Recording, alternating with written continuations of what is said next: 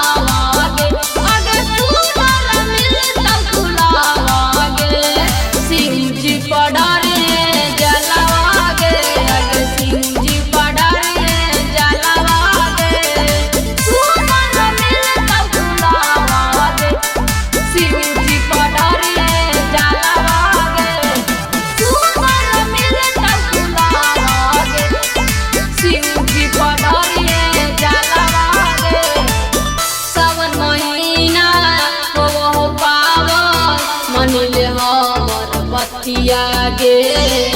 पहला कुमार के डरे तू शिव जी पर जलावा गे सावन महीना हो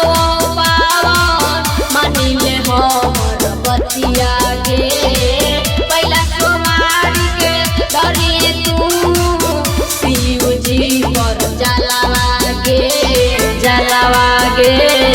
पूरा होई जाई तौ सपनावा गे मगे पूरा होई जाई तौ सपनावा गे शिव जी पडरिए जलावा गे अगे शिव जी पडरिए जलावा गे सुंदर मिल तौ सजनावा गे अगे सुंदर मिल तौ सजनावा गे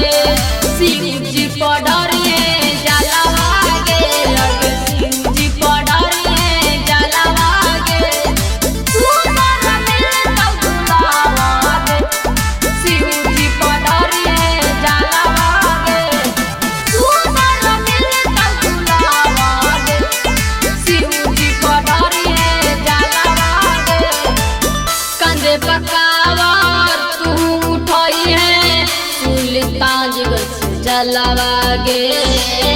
बोला बाबा बोलते चलिए बाबा के जय करिया गे कंधे पकावर तू उठाइए सुल्तानगंज से जलावा गे बोला बाबा बोलते चलिए बाबा के जय करिया गे मान ले तू सूरज के कहना लागे मगे मान ले तू मोरी के कहना लागे कंधे पर उठा ले तू कवारा लागे अगे कंधे पर उठा ले तू कवारा लागे सुंदर मिल तौ दुलावा गे अगे सुंदर मिल तौ दुलावा गे कंधे पर उठा ले तू कवारा